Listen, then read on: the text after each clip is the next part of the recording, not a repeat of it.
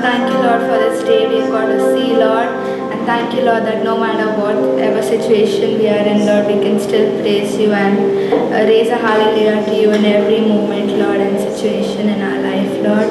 Lord, we pray, Lord, that you would anoint this worship and our songs, Lord, that we'll sing, Lord, in the remainder of our service, Lord. In Jesus' name I pray. Amen.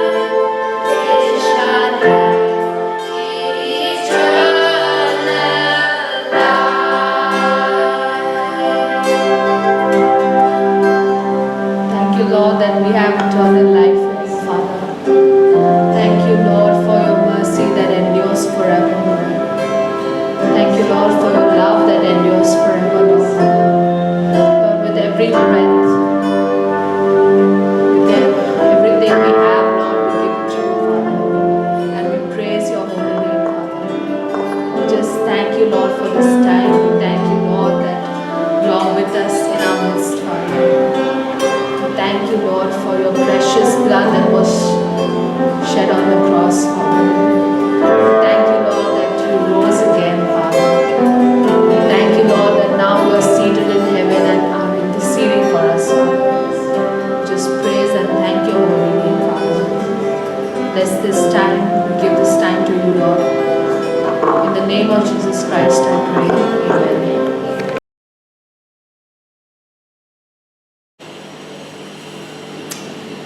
Today I'm going to speak some few words on tithing. Here, it's 2 Corinthians 9:7.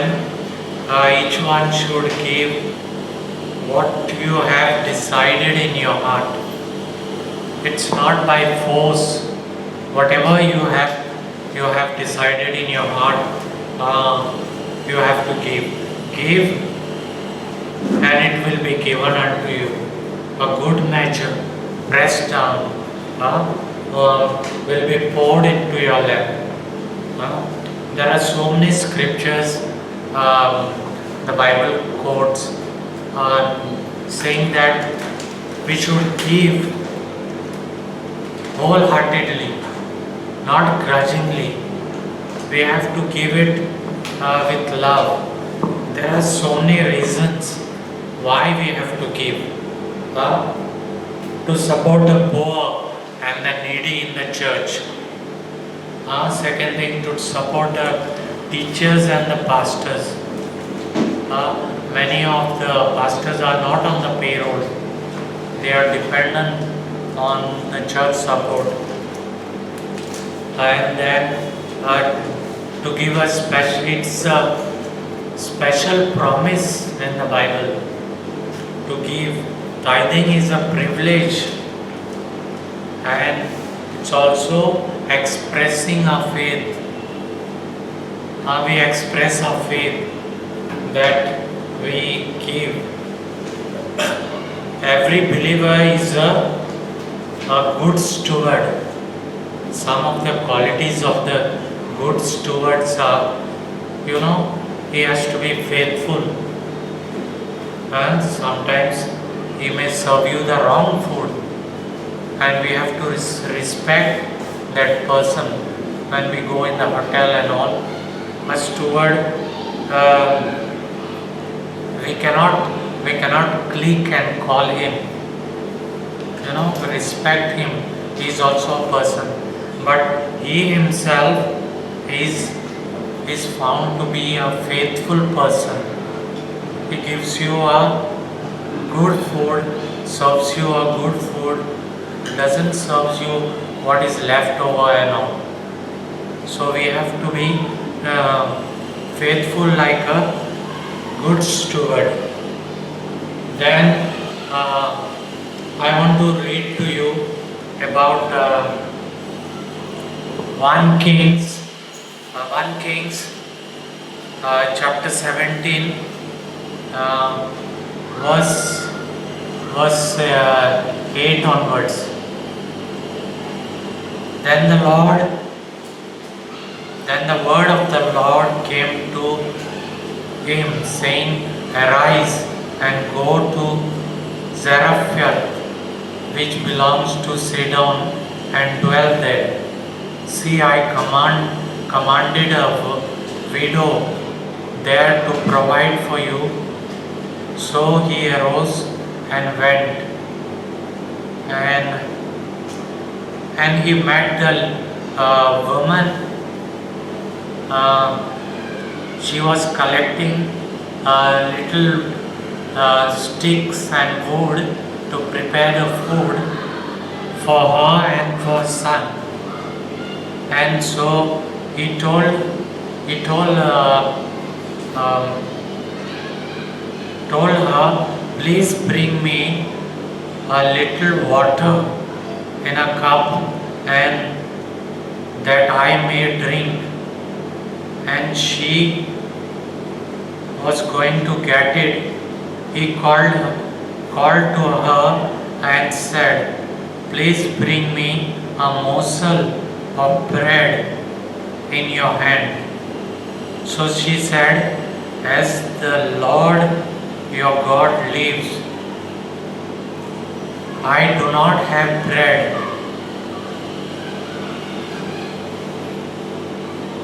I do not have bread, only a handful of flour in the bin and a little oil in the jar.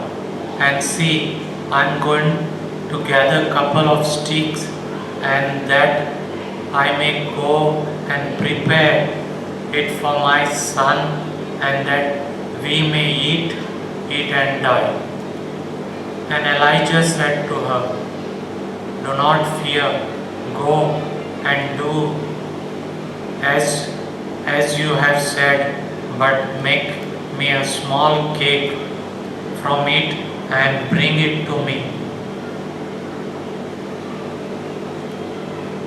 So she went away and did according to the word of Elijah, and she and he and her household ate for many days, and the bin of the flour has not been used, not till the jar of oil run dry, according to the word of the Lord which he spoke by Elijah. Amen. See, the oil never ran down, neither the flour in her jar became empty. When she gave what she had, she was blessed. In the same way, whatever we give, we will be blessed. Amen.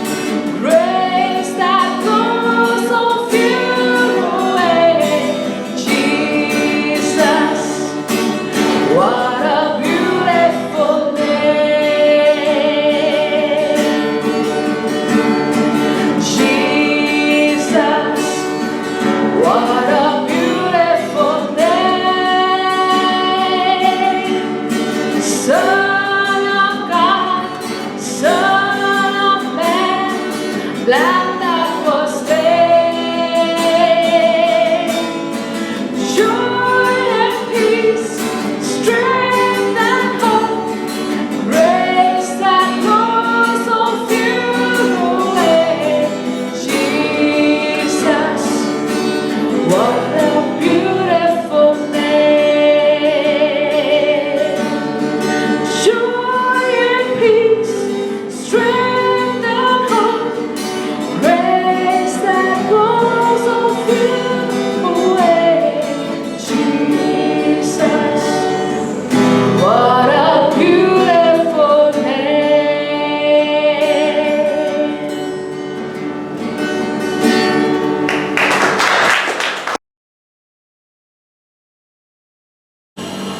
Okay, let's turn in our Bibles to John chapter 19. We already had a great service, beautiful songs by Esther and Srishti and the worship team, a good offering message by Sukur, and we have our newcomer Arun Kumar's father coming for the very second time to the service, and we are happy that he is here with us, and we will pray for him after the service.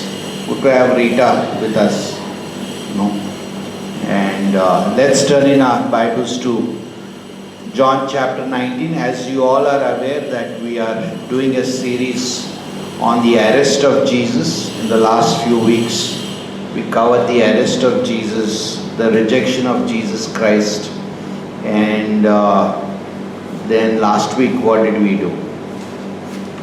Jesus was rejected, his arrest, and then Jesus was rejected by men but exalted by God. So we are doing this series, and today we are going to talk about Jesus or Barabbas. That's the title, Jesus or Barabbas. So who would you choose? That's the topic, So John chapter 19, verse 1 to 3. Let's read this. So then Pilate took Jesus and scourged him, and the soldiers twisted a crown of thorns and put it on his head. And they put on him a purple robe, and they said, "Hail, King of the Jews!" And they struck him with their hands. Pilate then went out again and said to them, "Behold, I am bringing him out to you, that you may know that I find no fault in him." Father, we ask you to bless the remainder of our service, anoint this word, speak to us, minister to us. Bless every person that's come here, Lord. And we pray for the virus to be totally out from our country, Lord, and coronavirus, Lord, to be totally curbed so that life would be normal. We pray for wisdom for doctors, nurses, grace, strength in this time of season. We also pray for our Chief Minister, Mr. Uddhav Thackeray. We may pray for our Prime Minister, Mr. Modi, and all the cabinet ministers, that they would receive wisdom, grace, strength from you as they handle this virus. We pray that you would guide them, protect them, and that they would lead us in the right direction, Lord. In Jesus' name we pray. Amen. So Jesus or Barabbas, that's our topic today. So then Pilate took Jesus and scourged him. So we see here that Pilate actually flogged Jesus, and Pilate hoped that after flogging Jesus that the crowd would be quiet, right? And Pilate hoped that the crowd would be quiet. Maybe they would see the flogging that was done to Jesus, and they would see the skin actually ripped off on his body, the flesh being ripped off on his body, and they would see the blood, and Pilate thought that they would be satisfied and they would say, okay, let this man go. So what did Pilate do? Pilate actually flogged Jesus, and we know that Roman flogging, everybody knows Roman flogging, the way they flog, and the weapon that they use is they use a leather whip, and at the edge of the whip they actually have metal pieces, and sharp metal pieces or bone pieces, and when they actually whip the person, it's a very terrible way of punishing the person. These metal pieces or bone pieces would go on the body of that person, and they would actually rip off the flesh every time they actually whip the person. So that's what is happening. Roman flogging was happening, and such flogging, actually Roman flogging, would actually kill a person mostly. Once the flogging is done, most people that underwent this flogging would actually die, but not in the case of Jesus, no. So what did they do? They flogged him, and then they put a crown of thorns over his head and a purple robe. Why? Because he said, I am the king, I am God. He said, he claimed himself to the king of the Jews. He claimed himself to be the Lord of, he claimed himself to be God. So they say, okay, you claim yourself to be the Messiah, you claim yourself to be the king. So they put a crown of thorns and a purple robe as a sign of mockery, like, oh, you're the king of the Jews, here's your crown of thorns. And imagine the King of Kings and the Lord of Lords being mocked like this by his creation.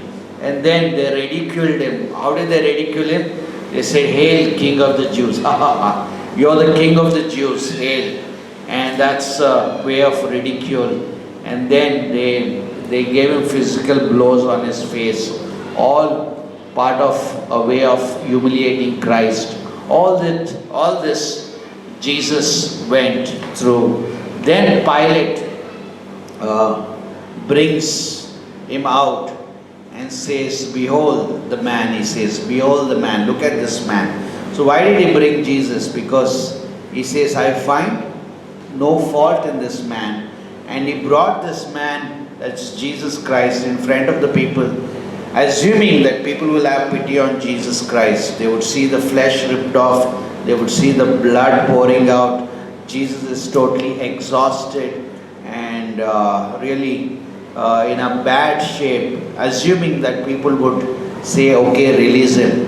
But that's not the case. He says, I find no fault in him. Look at verse 4. Pilate then went out again and said to them, behold, I am bringing him out to you, that you may know that I find no fault in him. Then Jesus came out wearing the crown of thorns and the purple robe, which was used as a mockery.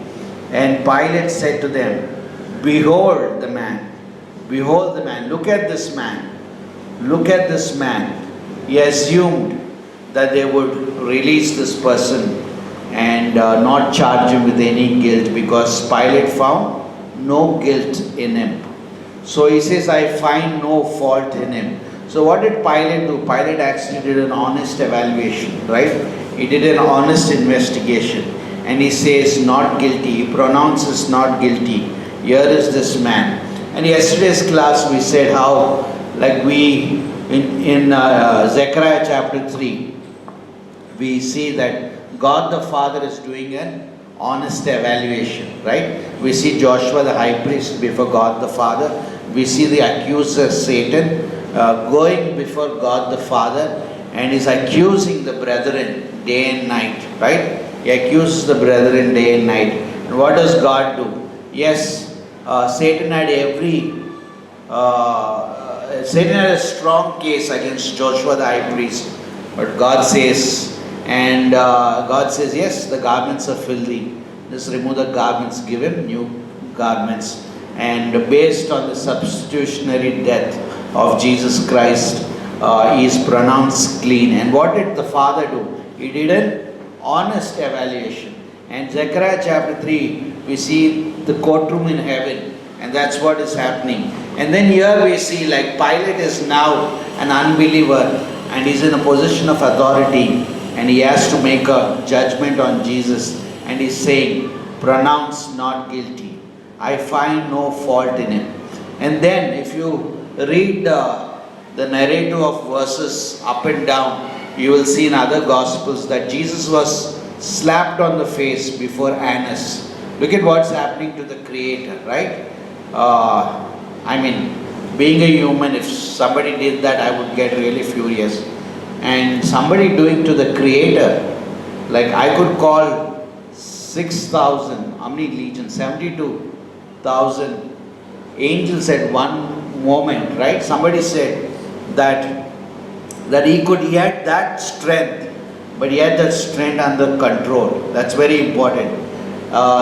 Meekness, somebody said, is strength under control, right? Jesus had that ability. He was God, but he didn't misuse his prerogatives as God. He didn't misuse it.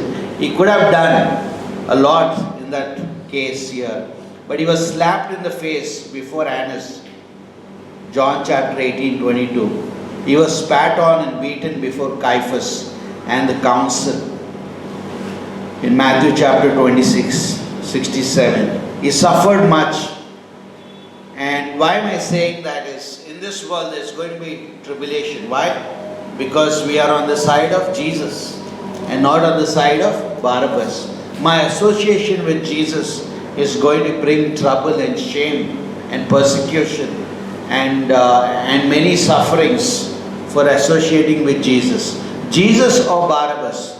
Jesus or Barabbas? I take the side of Jesus, right? And there's going to be trouble, and there's going to be persecution and loneliness, and maybe we will be a minority of taking the stand of Jesus. Because Jesus said in John chapter 15 verse 20, a servant is not greater than his master. If my master, like some of you are sitting there and, oh, this happened to Jesus. Oh, this is an history. History will never be repeated again. That's not so. Because the human heart is the same. The sinful nature is the same. This will be repeated. We can expect this. And we see this happening. In John chapter 15:20, a servant is not greater than his master. If they persecute me, they will persecute you. If they keep my word, they will keep yours also. Right? If they have not received my word, they will not receive your word also. So Jesus is like preparing us. Look at the desperate wickedness of the human heart, and we can say that. We can say about us too. Our heart is desperately wicked. Our minds need constant renewal. Our hearts need constant cleansing. I need the church. I need the pulpit. I need the preacher. I need the Holy Spirit. I need the Word of God to continually speak to me and cleanse me. We don't want to be like Peter, who said, Lord, don't cleanse my feet. Jesus said, if I don't, then you have no part with me. Let me cleanse. And that's what happens as we come to church and Bible college classes, that Christ is cleansing us, is renewing our minds. And this is so important. I need it. We all need it. And how important this is as we live on this planet Earth. And this is so crucial for our lives. The crowd said, crucify him, crucify him. In Mark chapter 15 verse 14. Pilate thought that they would let him go. But no, they said, crucify him, crucify him. Pilate said, I find no fault in him. But they said, crucify him, crucify him. Isaiah chapter 5 verse 20 says, woe to those who call evil good and good evil, right? Woe to those who call evil good and good evil, who put darkness for light and light for darkness, who put bitter for sweet and sweet for bitter. That's like what? Discerning, right? God is saying, you call good evil, evil good, and bitter sweet, and sweet one is bitter, and you call light darkness and darkness light. Like this is discernment. Because the nation was making a very crucial decision and choice in their life as a nation, and they're going to have consequences for that. And as Christians, we do make choices, right? It's a choice to be here today. It's a choice that I am here today. and we have choices, and we call good, good, evil, evil. We distinguish in our choices, right? We call darkness, darkness, light, light, not vice versa. We call what is sweet, what is bitter. And this is happening here because the nation has to decide whether Jesus or Barabbas. And Pilate is wanting to release him, but he is in a fix of what to do. Verse 6 and 7. Therefore, when the chief priest and the officers saw him, they cried out, saying, Crucify him, crucify him. Pilate said to them, You take him and crucify him, for I find no fault in him. Look at the whole scene. I mean, what's happening there? In verse 7. Then the Jews answered him, We have a law, and according to our law, he had to die because he made himself the Son of God. So what they are saying is, crucify him, crucify him. And crucifixion, we said, was a shameful death. And this death was given for criminals, for slaves, for revolutionists. This was a punishment that's given for criminals. But people are choosing this needs to be given to Jesus. Pilate didn't want to execute Jesus, but the Jews said he claimed himself to be the Son of God. And according to the Jewish law, Leviticus chapter 24 verse 16, it's a blasphemy and it required that. So they're using that and saying he deserved to die. In Matthew chapter 27 verse 19, about the same time, Pilate's wife sent him strange words. While this scene was happening, look at what God is doing. Pilate's wife comes there and she says, Don't have anything to do with this innocent man, for I have suffered a great deal today in a dream because of him. Like she is another witness telling him, no, he's innocent. Don't touch him. Don't do anything to him. No. In verses 8 and 9 and 10 and 11, let's read. Therefore, when Pilate heard that saying, he was the more afraid about the Jews. No, he was more afraid and went again into the praetorium and said to Jesus, Where are you from? But Jesus gave him no answer. Jesus gave him no answer.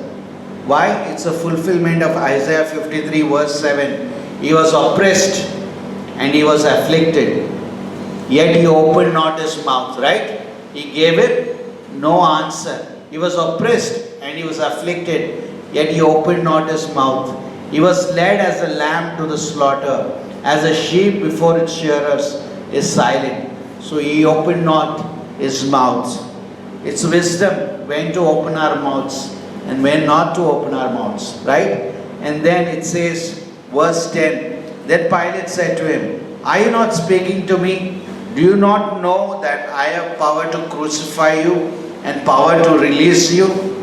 Jesus answered, You could have no power at all against me unless it has been given to you from above. Therefore, the one who delivered me to you has greater sin. So what is Pilate saying? Why are you not speaking? Don't you know that I have the power to kill you, to pronounce a judgment upon you and destroy you? And what is Jesus saying? No, you don't have the power actually, really. You don't have the power because the ultimate power rests in God the Father. Amen? The ultimate power rests in God the Father.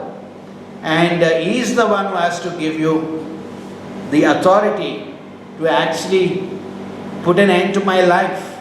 You are just a pawn in God's hands. Unless He tells, nothing can happen to my life. What a way to actually live. We don't fear death because unless my Father gives permission, my life on this planet Earth doesn't end. My times are in His hands. My last breath, He decides. So we don't really fear death because for me to die is gain. To live is what? For me to live is Christ, and to die is gain. So we really don't fear death. So because people die in accidents and so many things, they don't even know. They step out of the house, don't even know that they're going to come back. So at least when we have like sometimes even disease, at least I'm thankful that I'm alive today, right? Or medication, whatever we take it, but we are alive. Thank you. My times are in your hands. And that's a great way to live. Jesus, like Pilate is saying to Jesus, don't you know that I'm an authority and I have power to execute judgment and put an end to your life? And Jesus is saying things from a different perspective. He's saying, oh yes, you have power, but you're a pawn. And actually my Father is the one who actually has power above you. And He's the one who actually decides when I should leave this planet Earth.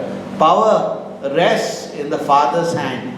Now you have some power, yes, and your decisions, you are accountable for your decisions, Pilate. But actually, until my Father allows, nothing can happen to my life. In Christianity, like as Christians, we make decisions. Do you know that? Every day we are choosing a Barabbas or Jesus, Barabbas or Jesus. Every day we are choosing the world or Jesus, world or Jesus. Every day we are making choices. No, some choices could be one lifetime choices, right? Who to marry is a lifetime choice. You don't make that choices on a regular basis. It's a one-time choice. How many of you are praying for Raghu? It's a one-time choice. You don't make these choices. And choices have consequences. And as we go further to the message, we're going to tell you why the nation made a choice and they had to face the consequences, right? And how many children should we have? It's a once in a lifetime decisions we make.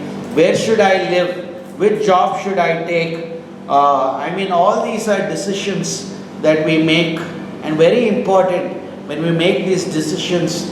Am I going to a place where I'm being spiritually fed? Because if I am not, I can have all the blessings like Matthew 4. Satan was willing to give Jesus the kingdoms of the world, but take God out of his life and his convictions out of his life. And that can happen because for some people, a gospel salvation message could be a one-time opportunity for them. You get my point? And what they do with that opportunity is up to them. Maybe they will not hear the message again. Or maybe they hear it and then within a few hours they are no more on the planet Earth. Right? So decisions have consequences. What am I feeding my children spiritually? It has consequences. Right? And these are very important decisions. And then Jesus said, therefore the one who delivered me to you has the greatest sin. Who is he talking about? The one who delivered me to you has a greater sin. Who's that? Huh? Who's that? Jews, Pharisees. Yeah, it could be who delivered. Okay, a group of people eventually led him to his deliverance. It could be Judas. It could be Satan. It could be all of them. Caiaphas, the priests, the Jewish people, all of them. The one who delivered with the greater would be their judgment. No? We are like Pilate. We are like Pilate. What is Pilate trying to do? Verse 11. And Jesus said, you could have no power at all against me unless it has been given to you from above. Therefore the one who delivered me to you has the greater sin. No? So what is Pilate doing here? Sometimes we take that role in like Pilate. What is Pilate doing here? Instead of, what is Pilate doing here? Pilate is saying, okay, I have an authority, I have a position, I have a seat, and here is a trial that's come to me, a case to be handled. And what is his agenda? His agenda is, okay, let me solve this case. Let me keep the Jews happy and have Jesus delivered, make it more peaceful, right? And sometimes we are like that. Let's solve this problem quickly. Let's get rid of this problem. Let's move to the next thing. Let's clean up the desk and move to the next thing. Right? That's what Pilate is doing. Okay, let me flog him. Keep the Jews happy. Let Jesus go. Finish, case closed. Sometimes we are like that. No? And we have one thing to do, another thing to do, and we move to the next agenda. But what we fail to do, what I liked in this point is that, what we fail to do is that we forget that in the midst of the circumstances, I miss the revelation of God's truth. While Pilate was handling his official case, God was standing before him. Jesus, the truth, was standing before him. He's actually confronting truth. He's standing before the Messiah, the Savior. And this is just a duty and routine. But God is ministering spiritually to him. I am God. I am the Messiah. All the facts that are being brought to you, maybe you can close the case on an official manner. But on a spiritual manner, you are accountable to what you do with Jesus. You get my point? While he is trying to get rid of the case, Pilate was actually closing his spiritual eyes and hardening his hearts. Right? Like we do sometimes. While God is speaking to us, we want the situation to get over instead of learning what is God ministering to me. I want this thing to be over. I want that thing to be over. And we close our spiritual eyes and harden our hearts instead of saying, what is the Lord speaking to me in the midst of this? Like Pilate is saying, let's close the case and get rid of it. But he is not seeing that there is Jesus in front of me. Who is this Jesus? Who is this Messiah? Why is he calling himself the Son of God? Is he really the Savior? Do I need redemption? Can he save my soul? He wasn't thinking about that. No? And sometimes we are like that. We are like Pilate sometimes. We are fixed on the trouble, not on Jesus. Not on what he's trying to communicate to me in the midst of my storm. When Jesus and his disciples were on the storm, they were so occupied about the storm. Right? They were so occupied about the storm. But they missed out who is Jesus in the midst of the storm. Then they said, who is he that even the wind and wave obey him? Who is he that even the wind and wave obey him? Right? So sometimes we magnify our problems so much instead of taking every thought captive. Because that thought, even a coronavirus can be so magnified. No, a disease can be magnified that we don't take that thought captive because it is exalting himself against the knowledge of Christ. Right? And I miss out that Christ is bigger than all these things. This is so important. That's what he was missing in his life. In verse 12, from then on Pilate sought to release him, but the Jews cried out saying, if you let this man go, you are not Caesar's friend. Whoever makes him a king speaks against Caesar. Now we are saying, if you don't do what we tell, then you are going against Caesar. No?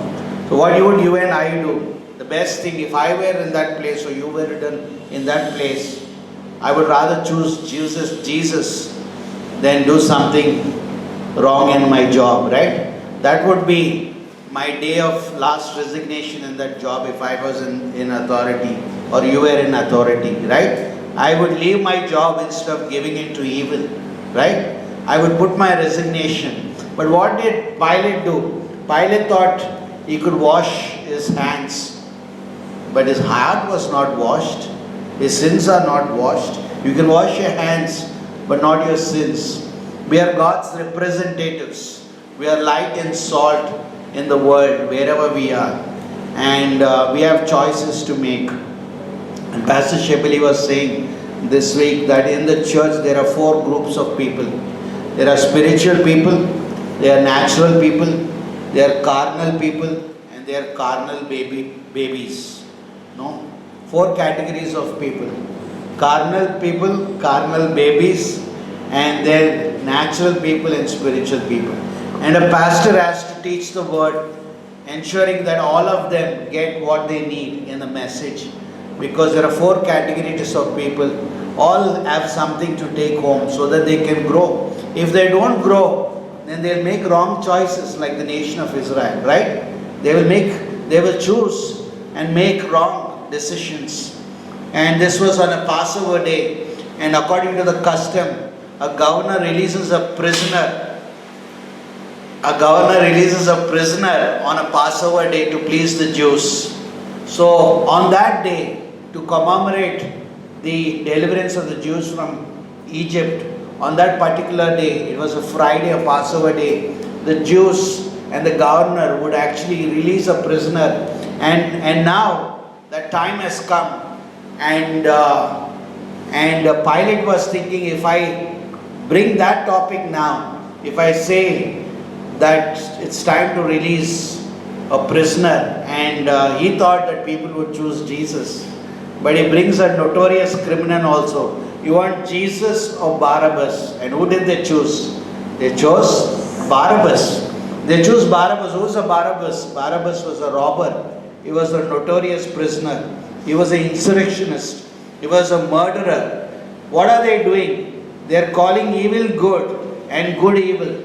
Darkness for light, light for darkness, bitter for sweet, and sweet for bitter. And choices have consequences. And choices are so important in our life. And the nation of Israel was making a very crucial decision of rejecting the Messiah. After seeing all the miracles he has done, after hearing all the teachings, after hearing all the claims that he claimed, referring to the Old Testament scriptures, they are making this decision. They are hardened in their hearts. They are blinded spiritually. And so is Pilate. Pilate washed his hands, but he blinded his eyes spiritually, hardened his heart to truth. We make choices. Seek first the kingdom of God, and everything shall be added to you. That's a choice. We make choices every day. Going to all the world, make disciples of all nations. That's a choice we do on a regular basis. Matthew 28:18-20. Cast all your cares on him. That's a choice we make on a day-to-day basis. Choices have consequences. Be anxious for nothing, but in everything by prayers and supplications, let your requests be made known to God. That's a choice we make. Joshua was told to meditate on God's word day in and day out. That's a choice he has to make, right? So we make choices, and choices have consequences. Because what happened? Judas made a choice. He wanted money or Jesus. He got his money, but his choice had consequences. What happened to Judas?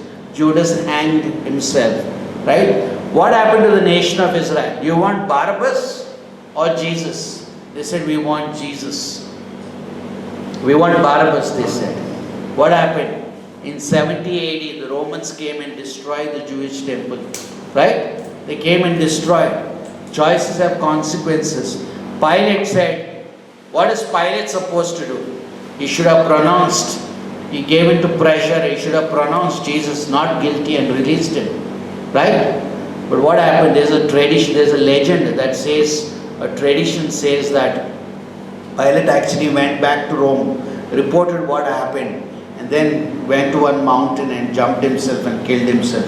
That's the consequence. It's a legend. Tradition says that he committed suicide after this. You know, choices have consequences. Choices have consequences. And then, when the Jews had to select a king, you want God or King Saul? They said, we want King Saul, right? You want Barabbas or Jesus? They said, we want Barabbas. You know, there's an author by the name of Adrian Rogers. He said, I would rather stand alone in the light of truth.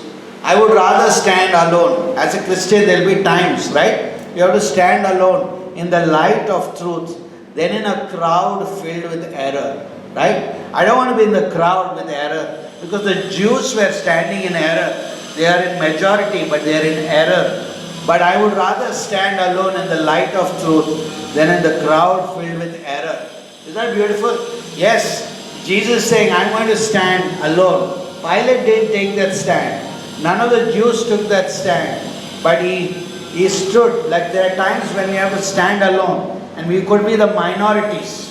Don't be shaken by it. Christ was the minority, is alone in this whole trial. I would rather stand alone in the light of truth than in a crowd filled with error. That's Adrian Rogers. Tony Evans, Pastor Tony Evans, he says, I rather cast my lot with a God that I cannot always understand than with men I sometimes do. No? He says, I rather cast my lot with a God that I don't always understand than with men I sometimes do. You know, even as a pastor, sometimes, I interact with so many people over the years of ministry. It's easier to study the Bible than study people, right? because God doesn't change. It's easier studying the Bible and knowing God than studying people, you know. And that's what Tony Evans is saying. I rather cast my lot on God than people that I sometimes do understand, no. And what is he saying? He's saying, I rather cast my lot with a God that I don't always understand than with men I sometimes do. Right? I don't understand always, but it's okay. Than trusting men. The sin of the Jews is compounded by asking for Barabbas. Titus 1:15 says, everything is pure to those whose hearts are pure, but nothing is pure to those who are corrupt and unbelieving, because their minds and consciences are corrupted. What a beautiful verse. We want Barabbas, they say, because everything is pure for those whose hearts are pure, but nothing is pure to those who are corrupt and unbelieving, because their minds and consciences are corrupted. So every day we make choices.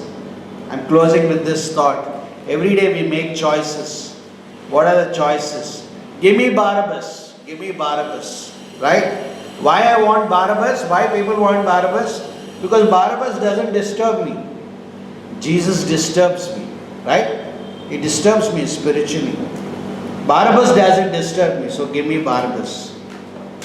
I prefer an insurrectionist than Jesus. I prefer a rebellion. He was a rebel against Rome, right? He was a rebel against Rome. I prefer a rebellious person. He was a murderer. I prefer a murderer. He was living in darkness. I prefer the man living in darkness. Did not the Bible say that people love darkness more than light because their deeds were evil? Right? Give me my selfish ambition, because he was an insurrectionist. He was going against Rome. So give me my selfish. We make choices. Lord, give me Barabbas because I want my selfish ambition. Give me my pride. I don't want to give up my pride in my life. I make choices. J.C. Ryle, he said that pride is the oldest and most common of sins. Pride is the oldest and most common of sins. Humility is the rarest and most beautiful of graces. Isn't that beautiful? Pride is the oldest and most common of sins. Humility is the rarest and most beautiful of graces. No, give me my pride. When I choose pride, I'm choosing Barabbas. Right? When I'm choosing darkness, I'm choosing Barabbas. When I choose self-promotion, then I'm choosing Barabbas. When I'm choosing an undisturbed conscience, I'm saying yes to Barabbas. When I'm choosing bad friends, I'm choosing actually Barabbas. Don't give me Jesus. Why? Because he disturbs my values. Right? Don't give me Jesus. Don't give me Jesus because he upsets my world. He turns my world upside down. Don't touch my nest. You know, in our compound there's a pigeon nest recently I've seen. Every time I go to see the nest, the mother doesn't want me to come there with the baby. Don't disturb my nest, right? Don't give me Jesus because he disturbs my life, my values, intrudes into my life. I don't want Jesus. He challenges my lifestyle, so I don't want Jesus. Give me Barabbas instead. He quakes my stability. I don't want Jesus because he quakes my stability. I don't want Jesus because he calls me from comfort to sacrifice. I don't want to sacrifice. I want a nice job. Everything should go well in my life. No trials, no sicknesses. There should be gratuity, provident fund. Everything should come at the right time, right? So ordered life. I don't want to take a step of faith. Abraham left not knowing where he was going. That's called faith. A faith that cannot be tested, can't be trusted. I don't want Jesus because he calls me from comfort to sacrifice. I don't want to sacrifice. He calls me from ease to pain. Lord, I don't want pain in my life. I prefer Barabbas. He doesn't disturb me. He's an insurrectionist. No? He's more comfortable. Jesus is too subversive. Jesus is too subversive. I don't like Jesus. I don't think I want Jesus. He's too costly. His way is too costly. I don't want his way. I am the way, the truth, and the life. I don't want Jesus' way. His words are hard. I don't want Jesus. His words are too hard. Give me Barabbas. Give me my way, my selfish desires. Give me freedom from sacrifice. Leave me to my own devices and vices. Right? Leave me to my own devices and vices. Mark chapter 15 verse 15 says, Pilate wanting to gratify the crowd. Why? Pilate wanting to gratify the crowd.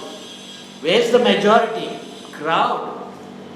Released Barabbas to them, and he delivered Jesus to be crucified. How sad, right? He released Barabbas and he delivered Jesus to be crucified. Majority pressure, peer pressure. It's like choosing jackal over lamb, right? Like you chose a criminal instead of a lamb. That's what happened. I'll close this. Majority making decisions. The mobs making decisions. There's a quote by David C. Egner. He said, mob rule always prefers the wild, the rebel, and the maniacal. Mob rule always prefers the wild, the rebel.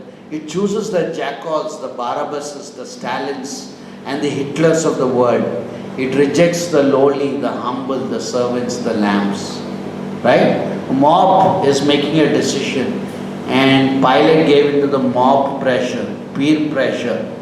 Mob rule always prefers the wild, the rebel. It chooses the jackals, the Barabbases, the Stalins, and the Hitlers of this world.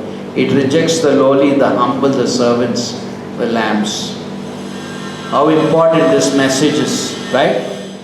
And they face the consequences as a nation. Judas faced the consequences of his decision. Pilate faced the consequences of his decision. And we are making our decisions every day. We choose Barabbas or Jesus. Colossians 3:16, let the word of God dwell in you richly. 2:5 of Philippians, let this mind be in you. Psalm 1, meditate on God's word day in and day out. Let the words of my mouth and the meditation of my heart be acceptable to you. Oh Lord, help us to make right choices. Help us to choose you every day. Amen. In Jesus' name we pray. Amen.